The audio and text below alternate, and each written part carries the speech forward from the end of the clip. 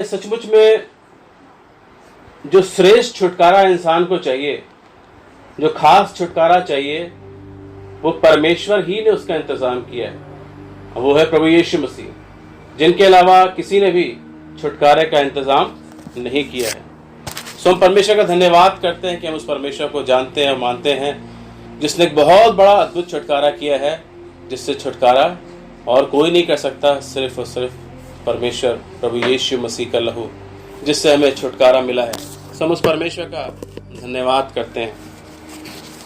लेकिन फिर भी छुटकारा मिलने के बाद भी हमारे जीवन में अगर हम देखें तो बहुत सारे उतार चढ़ाव हैं, बहुत सारी मुश्किलें हैं, बहुत सारी समस्याएं हैं, दुख हैं या बीमारी है या परेशानी है, उलझन है।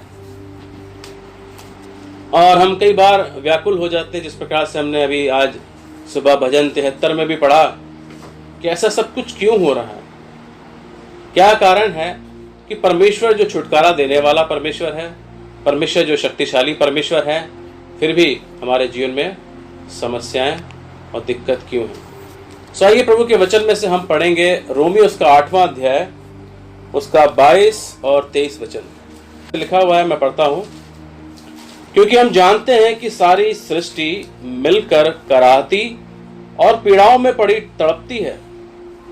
23 वचन, केवल वही नहीं पर हम भी, जिनके पास आत्मा का पहला फल है, आप ही अपने में कराहते हैं और लेपालक होने की अर्थात अपनी देह के छुटकारे की बाट जोहते हैं या इंतजार करते हैं। प्रभु के वचन के पढ़े और सुने जाने पर प्रभु की आशीष हो। उस वचन को पढ़ने से हमें पता चलता है कि सारी सृष्टि अब तक कराहती है और पीड़ाओं में पड़ी तड़पती है। हम जानते हैं कि जब से इस संसार में पाप आया, तब से इंसान ऐसे पीड़ाओं और संकट और दुखों से, रोगों से, बीमारियों से, उलझनों से घिर गया है, जो परमेश्वर नहीं चाहते थे। लेकिन पापों और अपराधों की वजह से ये सारा कुछ हो गया है। और आज संसार में जो बुराई फैली हुई है, उसका कारण यही है। और उसके साथ साथ एक और बात के ऊपर वो जोर देते हैं पौलुस प्रेरित, कि केवल सारी सृष्टि ही नहीं पर हम भी, जिनके पास आत्मा का पहला फल है।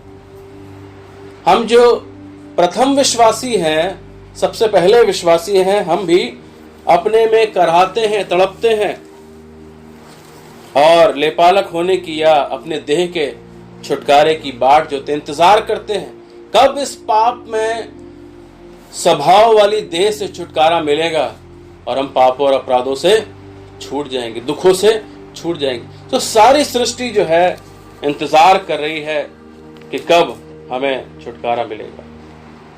आज हमारे सामने जो परिस्थितियां हैं, हमारे चारों जो बातें हैं, जो हमें बेचैन कर देती हैं, घबरा देती हैं, परेशान कर देती हैं या डरा देती हैं, वो कौन सी बातें हैं?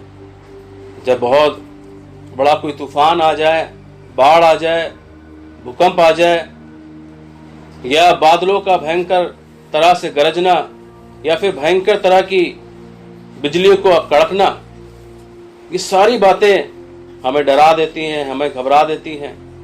और घबराहट और चिंताओं में पड़े हुए लोगों की आहें क्या हैं? किस चीज से लोगों की आहें भर रही हैं? क्या वो बातें नहीं कि अलग अलग देशों में आपस में उनके बीच में बड़ी अशांति है, धरती या पृथ्वी पर अशांति है, सूखा है, महामारी है, नई नई बीमारियां हैं,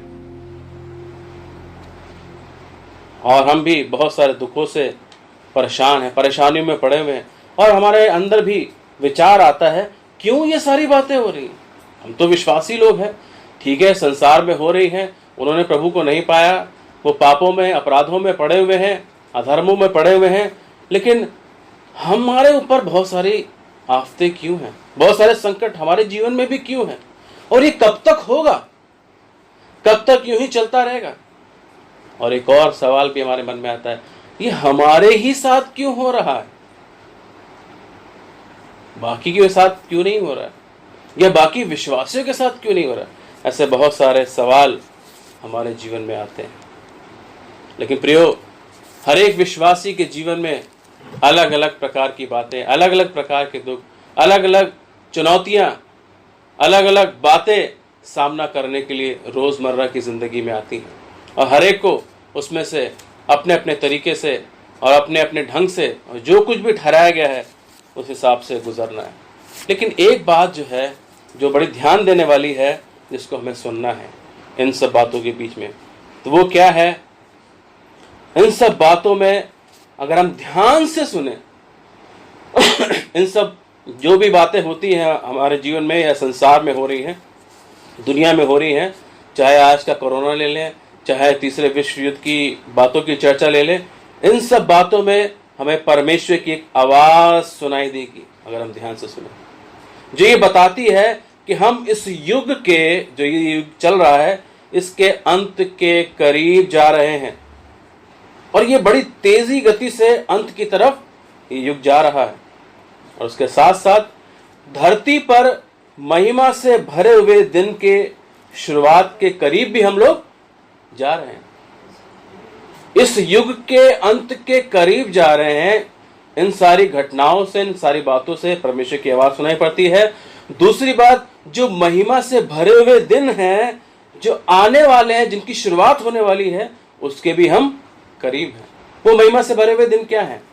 वो महिमा से भरे हुए दिन वो हैं जब प्रभु यीशु मसीह इस दुनिया में आएंगे और उनका राज होगा, 1000 वर्ष का राज होगा, और उस वक्त कोई भी पाप या अपराध नहीं होगा, क्योंकि शैतान को 1000 वर्ष के लिए उस अथाह कुंड में डाल दिया जाएगा। लेकिन इसके साथ साथ एक बुरी खबर भी है। बुरी खबर यह है कि वो जो महिमा से भरे हुए दिन जो आने वाले हैं, उनका जो परिचय है, उनका जो इंट्रोडक्शन है, या उनकी पहचान को परमेश्वर ने एक भयंकर न्याय से कराई है, जब प्रभु यीशु मसीह वापस इस दुनिया में आएंगे, इस दुनिया में अपने पांव को धरेंगे। उन महिमा भरे दिन के आने से पहले भयंकर न्याय इस दुनिया में आने वाला है।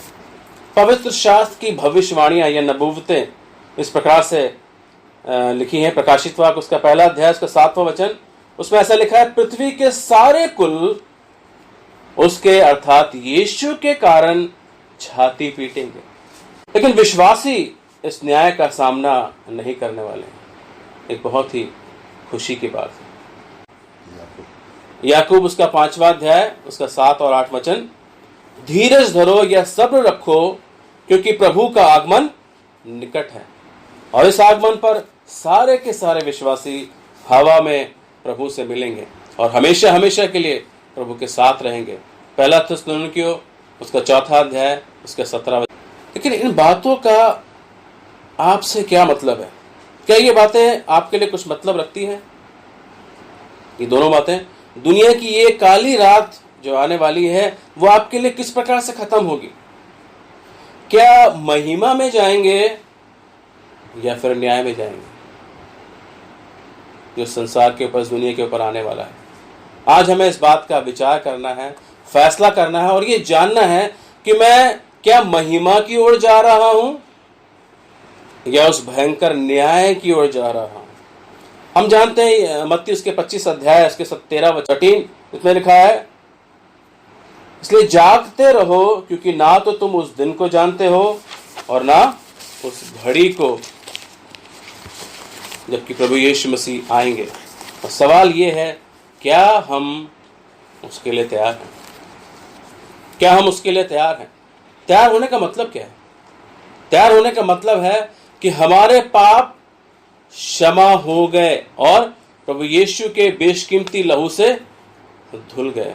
यदि नहीं ऐसा हुआ तो आज ही मसीह को अपना उद्धारकर्ता या छुटकारा देने वाला बनाइए।